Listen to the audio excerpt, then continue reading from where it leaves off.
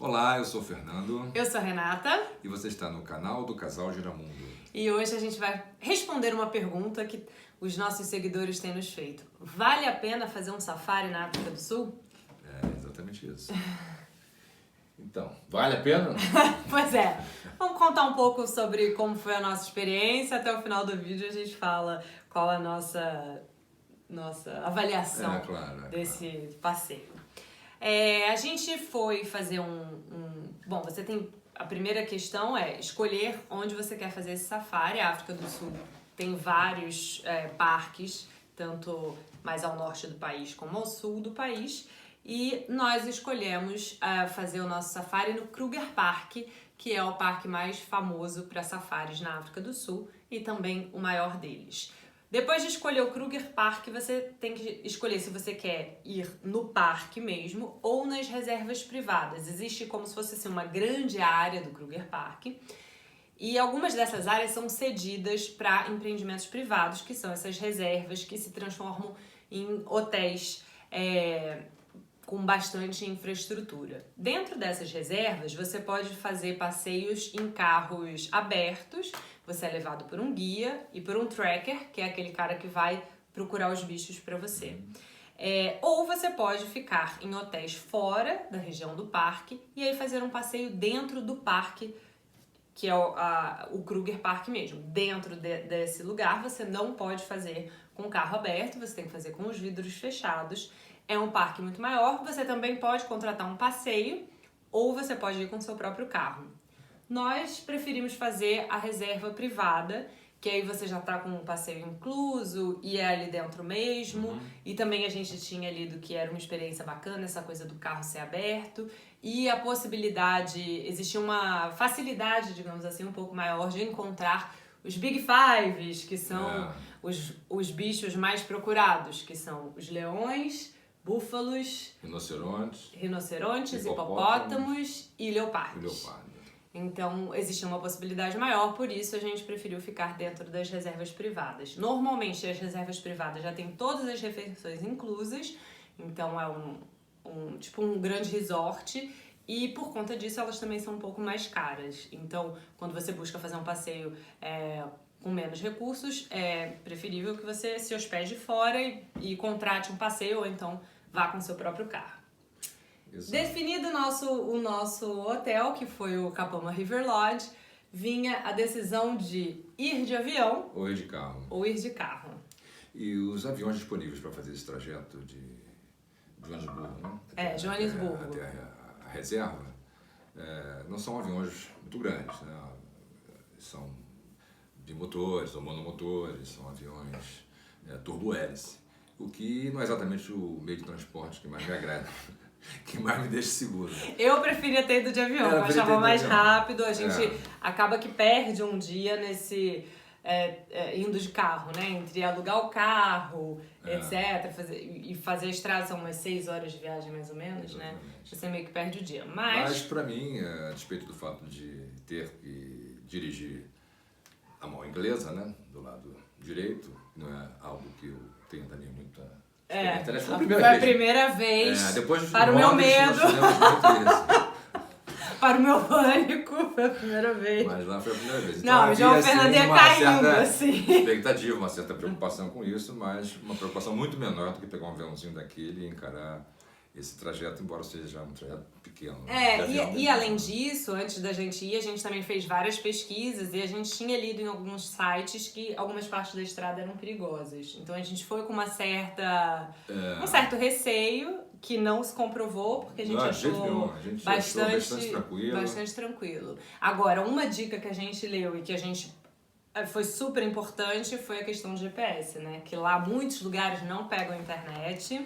E foi fundamental pra gente ter seguido esse conselho e ter feito a gente alugou o aluguel do GPS. Então, isso facilitou tremendamente a nossa vida. E, melhor, facilitou e nos deixou tranquilos, né? Porque a hora que caiu o GPS do celular, o GPS alugado funcionava. E nós chegamos à noite, quer dizer, vai dando uma sensação estranha, você vai chegando à noite num lugar que você não conhece. Já tem a questão da mão inglesa.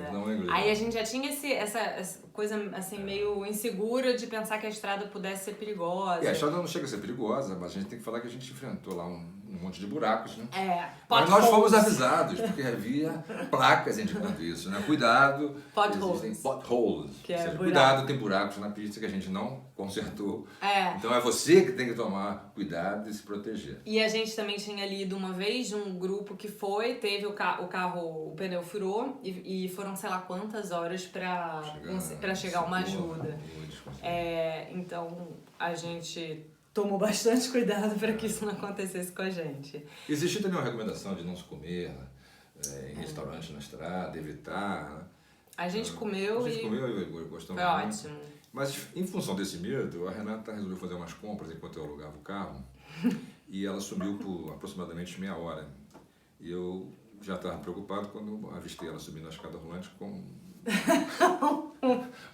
uma mala de comidas e água.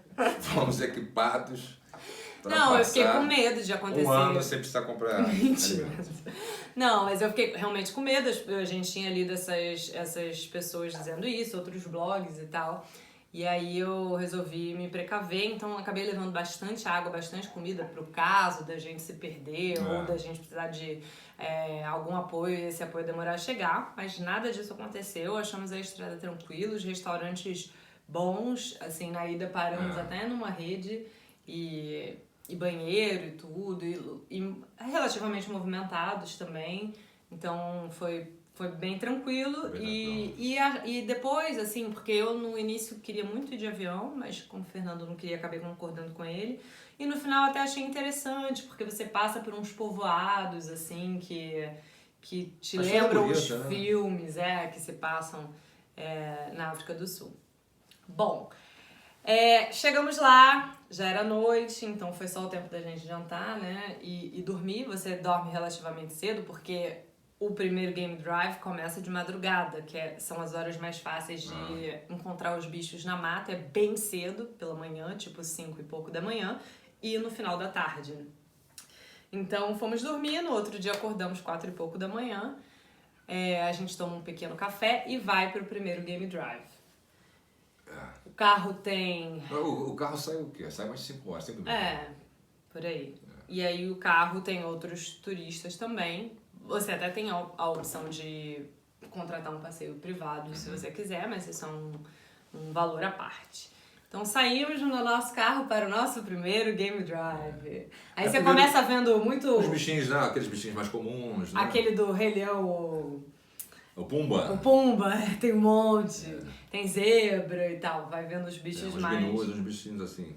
são mais comuns e mais tranquilos. Mas é claro que no início todo mundo fica muito empolgado com fotografa tudo quanto é Pumba. Todos os gnus que passam na frente são fotografados. Aí depois, mais pra frente, eles vão vendo que é tão comum aparecerem esses bichos que você vai perdendo interesse em fazer fotografias. Aí depois, no meio do passeio da manhã, o guia para no meio da selva para fazer um café da manhã na selva. Ele serve lá um bolinho, um cafezinho e tal. Aí já tivemos uma história engraçada, porque apareceu um búfalo. O búfalo se posicionou assim um pouco, não tão próximo ao carro, mas de forma bastante visível, né? A gente conseguia ver, eu diria que uns 200 metros do carro, por exemplo, 300 metros. E o carro parado, o tracker estava preparando a mesa para servir o café, o motorista deu uma saidinha, foi dar um rolê por lá, e quando eu vi o búfalo eu comecei a ficar preocupado. O tracker não falou nada, ele não disse nada, não ele só ria. Cuidado, só ria, mas percebeu que o pessoal estava com uma assim. certa apreensão para o búfalo. O búfalo estava visivelmente ele estava interessado na cena que ele estava observando. Bom, aquele bolinho estava cheirando bem. Estava cheirando bem. Começamos a tomar o café. Quando o camarada volta, o motorista aparece de novo, ele toma a seguinte iniciativa. Ele pega o carro e coloca o carro entre o búfalo e a gente. E a mesa do café. Eu perguntei logo para ele, mas você está preocupado? Existe algum risco aqui? Ele disse, não tem risco nenhum, mas é que o búfalo é um dos bichos mais perigosos e quando ele fica olhando assim, quando ele está olhando, como ele está olhando para nós, é melhor a gente tomar precaução. Então botou o carro. Inclusive porque eles dizem que os animais, eles meio que já entenderam que o carro, eles meio que respeitam o carro, né? Tanto é que no meio da tarde existe um passeio a pé E nesse passeio eles vão com uma arma sonífera né, pra caso... Uns tranquilizantes. Uns tranquilizantes. E no carro não, porque eles dizem que o carro já é um inibidor de qualquer ação meio doida dos bichos. Mas isso é interessante, né? Muita gente pensa que eles saem armados, né, ou com armas mesmo, para qualquer emergência, armas de fogo, ou com tranquilizantes, mas não é verdade não. Não, inclusive carro aberto e sem tranquilizante e sem arma de fogo. A arma de fogo, inclusive, é proibida. É proibido. Tá um bicho lá, você vai preso. Agora, como eu estava falando, tem os safaris. A pé. Eles vão a pé, vão andando. Que Fernando não quis fazer. Por razões óbvias. Fernando não topou. Mas pô, já foi uma vitória você ter me levado para aquele carro aberto? Não, foi uma vitória Fernando topar ir fazer um safari na África do Sul. Enfim, fizemos o café da manhã, continuamos andando. Não sei se ficou claro, aqui no safari caminhando, eles levam as armas tranquilizantes. Você falou, né? Só para deixar bem claro isso. Quer dizer, isso. Não é tão desesperador assim. Então, aí conseguimos ver os primeiros Big Five nesse primeiro safari, né? O leão a gente viu logo de cara. O leão normalmente é um bicho mais fácil de achar porque ele come e fica meio caidão, assim. Yeah. Então, quando um guia acha, ele manda um rádio pros outros e aí todos conseguem ir lá ver, sabe? É um bicho que fica um tempão parado depois de comer, porque ele come muito e aí ele fica cansado, fica deitado. Uns 2 ou 3, né? Que a gente... a gente viu logo no início da manhã. E os hipopótamos também você só vê dentro d'água, porque eles são muito, muito violentos, então eles não se arriscam a... Eles evitam, né? Eles evitam passar perto dos hipopótamos. Dos hipopótamos quando eles estão fora da água. Então você só vê dentro d'água, então também é um bicho relativamente fácil de ver. O mais difícil deles é o leopardo, porque ele vai muito rápido e ele sobe em árvore e ele se confunde um pouco com a mata, assim. Bom, estávamos nós caminhando, já tínhamos visto então... Caminhando no carro? No carro, passeando. De repente eu olho e grito, I saw a tiger! Eu vi um tigre! Aí João Fernando me cutuca. Calma, porque você não viu um tigre, aqui na África não tem tigre. Mas eu juro que eu vi um tigre! eu juro, eu vi! Eu falei, não, você não viu o tigre. Aí, nesse momento, o camarada interrompe a nossa discussão e diz assim, peraí, onde foi que você viu? Onde foi que você viu? Porque ele naturalmente percebeu que ela viu alguma coisa. Eu vi um felino. Ele já imaginava do que se tratava. Aí deu uma Aí eu falei, foi pra lá. Ela apontou o local, deu uma charré e a gente conseguiu avistar um casal. Casal de leopardos. De leopardos. Aí o Fernando ficou tão feliz que ele fez assim, né, tipo... Foi cumprimentá-la, né? Ela foi mais eficiente do que o tracker. A gente... O tracker não conseguiu... Tem um cara lá pra achar o bicho e eu vi o bicho antes dele. E aí o guia, porque tem que ficar bem em silêncio quando você vê esses bichos, porque senão eles também podem... podem se assustar e ter uma reação imprevisível, né? Ou então fugir, né? Que daí você não vai conseguir ver. Então você tem que ir bem devagarzinho. Aí vimos o casal de leopardos, foi super rápido. Tanto é que é por isso que é mais difícil, porque o nosso guia ainda mandou um rádio para outro carro ir lá. E quando eles chegaram, já não conseguiram ver. O leopardo já tinha ido embora. Por isso que é um bicho mais difícil. Até quando a gente foi ler as avaliações dos hotéis no Booking.com, a gente via que alguns turistas falavam, eu vi 4 dos 5, eu vi 4 dos 5. Normalmente esse um que tá faltando são os leopardos, porque são os mais difíceis.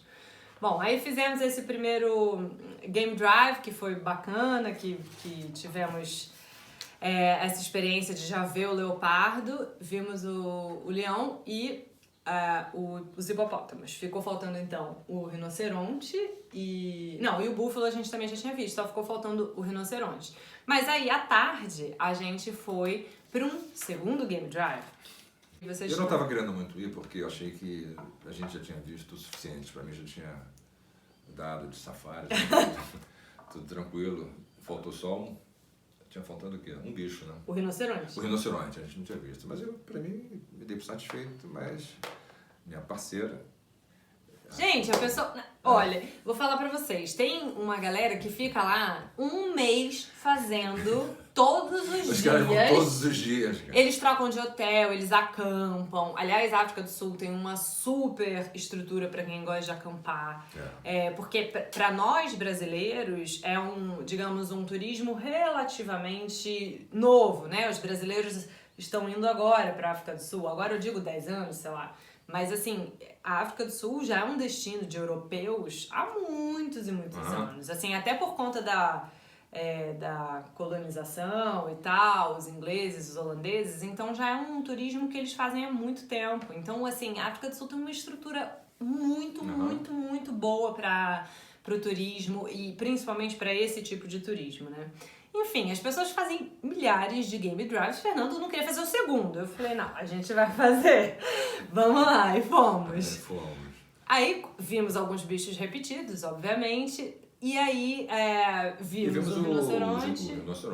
Vimos o rinoceronte. Então, estávamos assim, os Big Fives, os 5 Big Fives, nós vimos.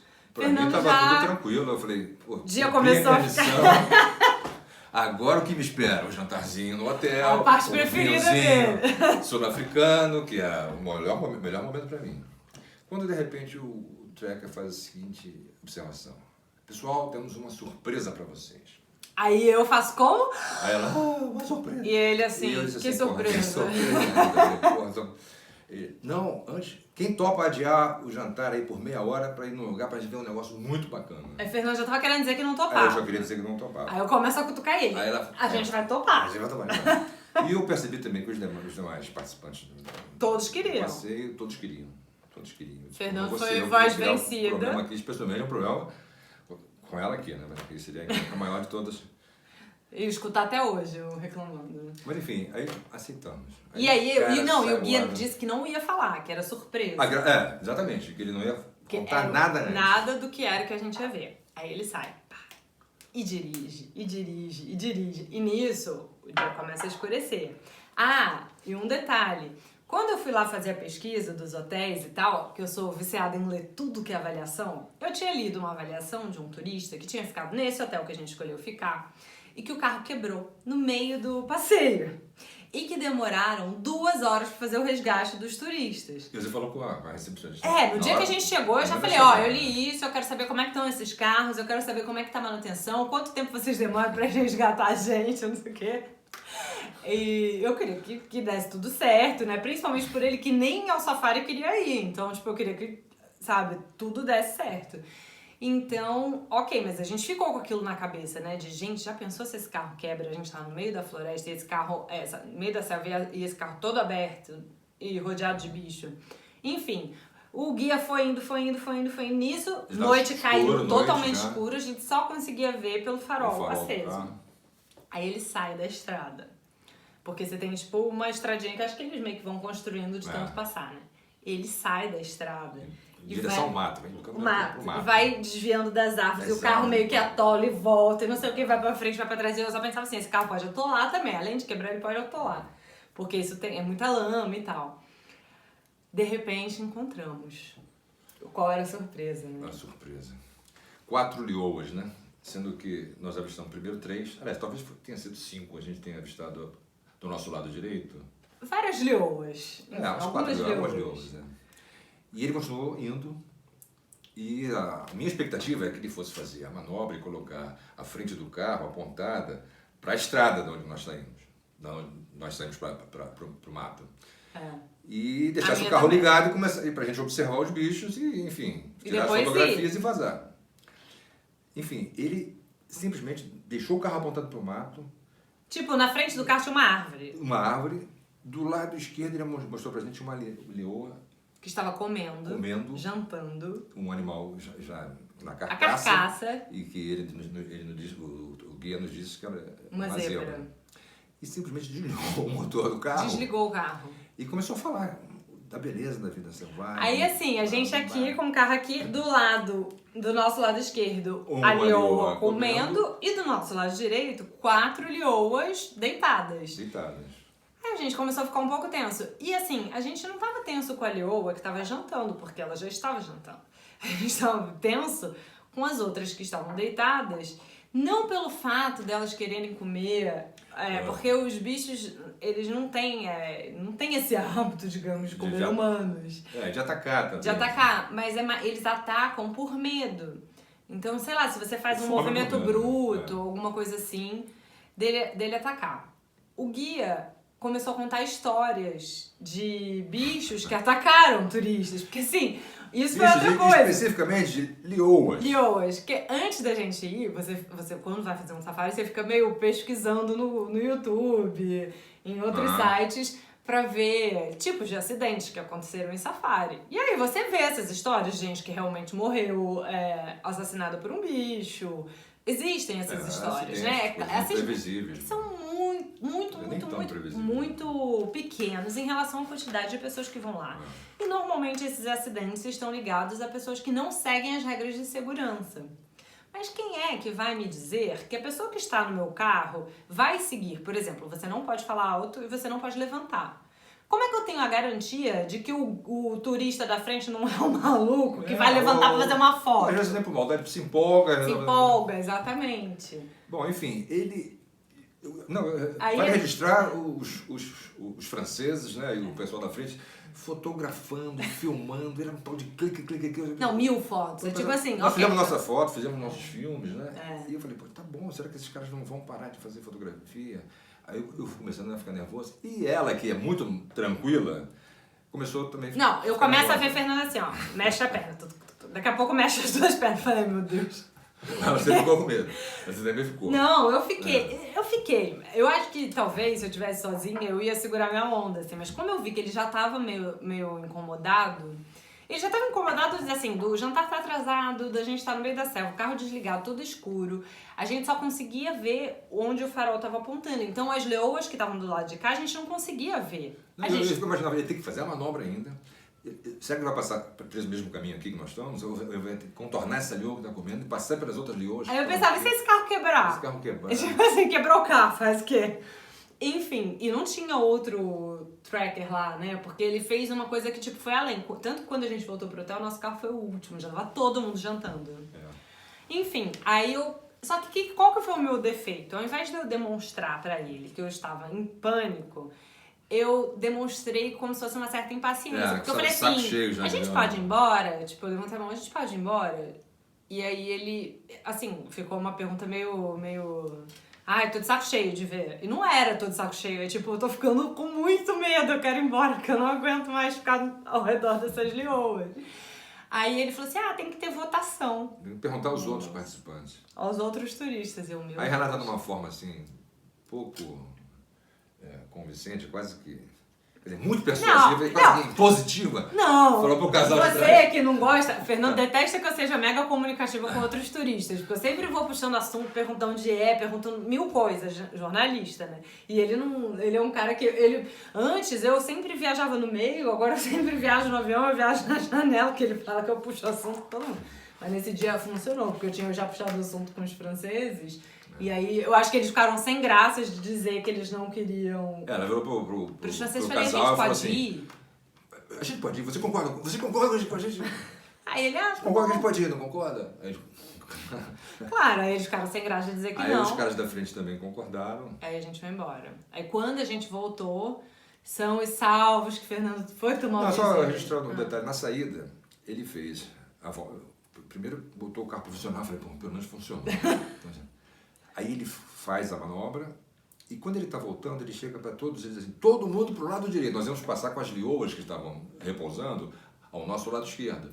E ele falou, todo mundo para o lado direito, que é mais seguro. Que é mais seguro. Então você não gosta tão seguro assim? Como é que você está com o carro parado na frente da árvore? Toda tem que tomar uma atitude na saída de ficar do ladinho, porque uma daquelas duas podia ser por você. Enfim. Aí voltamos. Aí... acabou o Game Drive, Fernando abriu o vinho dele, feliz da vida. Por quê? No dia seguinte teria mais um. Porém... Não, mas só registrar que a gente falou com o cara no final, né? Eu fui reclamar com ele. Ele veio à nossa mesa, o Trekker. Sim. Ele veio à nossa mesa, perguntou se a gente tinha ficado incomodado com alguma coisa e nós dissemos que ficamos incomodados. Porque eles até perguntam se você quer jantar com o Trekker, com o guia, na verdade, não é o Trekker, o guia. É o guia, na verdade, foi o guia. Se você quer jantar, e aí tem muita gente que prefere jantar com os guias, que eles contam um monte de história, mas aí o Fernando, a gente preferiu jantar sozinho. Mas aí ele foi lá e conversou. E o guia falou que se a gente tivesse demonstrado medo, ele teria voltado. E pediu desculpas, pediu muitas desculpas a gente. Exatamente. Nós também pedimos desculpas, né? Porque eu disse a ele também que o nosso problema era a questão de ter ficado em pânico e não porque a gente tava achando chato passear. Não, e até o Treca já sacaneava. Gente, por que vocês estão vindo se vocês têm tanto medo? Mas eu já tava achando chato, assim, só pra falar isso. No finalzinho. O quê? Do passeio, eu achei que já tava bom de ver leão. Ah, sim. No final, além de assustador, ficou um pouco chato. Eu não achei chato, mas eu achei assustador, mas porque também, por causa disso. Pesquisei demais, aí soube todas as histórias e aí fiquei um pouco insegura do carro quebrado, demorar alguém pra nos resgatar, etc. Mas aí, enfim, acabaram os safaris, a gente teria direito a mais um safari no dia seguinte, às 5 da manhã, antes de fazer o check-out, que é tipo 11, meio-dia, não me lembro bem. Mas eu troquei por alimentar elefantes. Isso foi uma coisa que eu pedi pro Fernando no Brasil ainda. Eu falei, eu vou querer fazer um negócio, você não vai querer, mas por favor, eu quero muito. Aí o cara vai fazer um safari quando ele não tá afim de fazer safari. Ele preferia ter ficado em Cape Town, fazer a Garden Route, que é um passeio maravilhoso que a gente não foi fazer. E já estava achando que tinha resolvido o problema, que fez tudo o que ela queria, muito bacana. Aí no dia seguinte, mas eu já sabia, não foi surpresa. No Brasil eu já falei, por favor, eu quero muito alimentar os elefantes e tal. Mas aí, no dia seguinte, ele até acordou empolgado, que ele falou, bom, me livrei desses safaris, agora é só eu ir lá alimentar um elefante. Elefante é tranquilo, não tem nenhum problema. Porque não daqui, vou dar comida para o elefante e voltar. Porque esses elefantes, só explicando, porque os elefantes na selva, eles são bastante violentos. E a gente já viu vários vídeos no YouTube de momentos que eles realmente atacam o carro. E não é só que eles são violentos. Que eles, às vezes, até pra brincar, mas é o tamanho deles, né? Então eles correm atrás, eles são um bicho que assustam um pouco. Tanto é que, por exemplo, eu conversando com um casal de franceses depois, né? A menina tinha dito pra mim que ela ficou com muito mais medo quando os elefantes chegaram perto do nosso carro no primeiro dia do que da leoa à noite. Mas os elefantes que a gente foi alimentar são elefantes que são tirados da selva muito bebês, porque eles são abandonados ou sofrem algum tipo de violência humana, são resgatados por essa ONG e são cuidados por humanos. Então eles são muito, muito acostumados e são muito calminhos, são amigáveis e tal. São elefantes que não vão voltar mais para a selva porque eles não dariam conta de sobreviver. Então fomos. Só que aí aí nesse dia você vai sem o tracker, é só meio que o motorista que vai te levar lá na ONG. O destino já tá certinho, já sabe onde vai, pronto.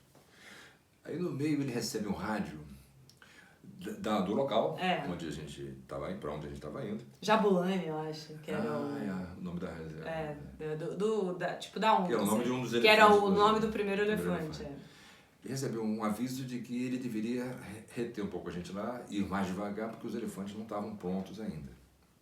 Isso foi uma notícia para mim muito agradável, né?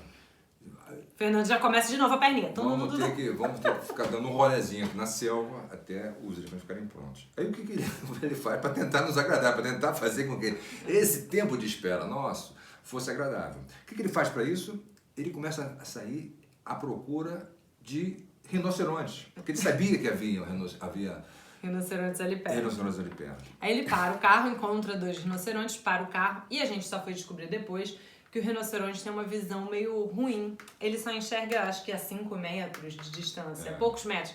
Então ele foi chegando perto do carro, até ele enxergar o carro e aí, tipo, desviar.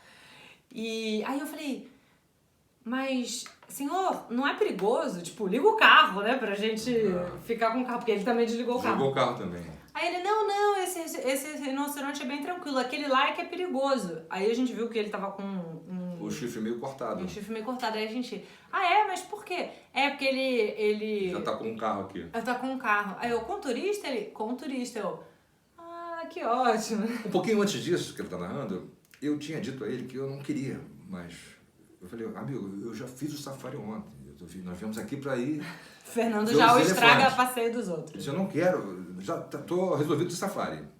Depois eu me arrependi muito, porque ele se sentiu ofendido com isso. Ele disse, olha, não senhor, eu estou fazendo o melhor do meu trabalho, eu estou fazendo o que eu posso aqui. Eu fiquei chateado com isso, com o que o senhor falou. Bom, mas enfim...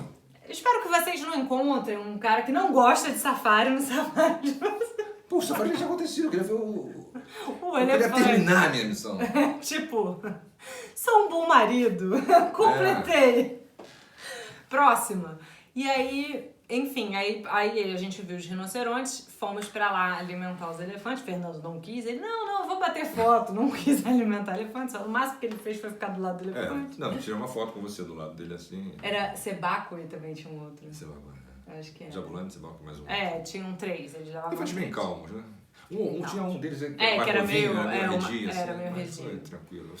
Na verdade foi só o interesse dela em conhecer o local. Você dá comida, você faz carinho. Do trabalho deles. Do trabalho bacana deles, que eles fazem. Exatamente. E aí depois voltamos e aí, check-out. E aí eu queria o quê? Fazer um outro safari. Como assim? Não, eu brinco com o Fernando que quando a gente saiu, agora acho que é a nossa resposta a se vale a pena fazer um safari na África do Sul.